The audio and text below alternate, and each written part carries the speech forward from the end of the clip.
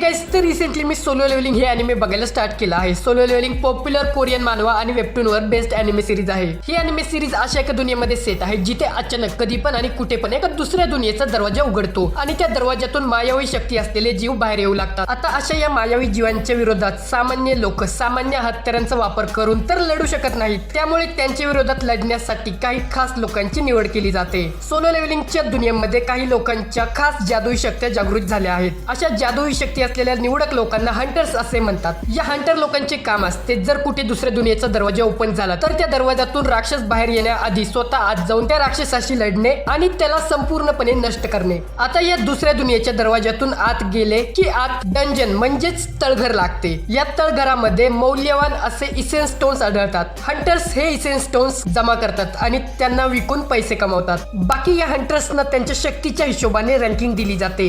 जो हंटर सर्वात शक्तिशाली आहे तो एस रँकिंग मध्ये येतो आणि जो सर्वात वीक आहे तो ई रँकिंग मध्ये.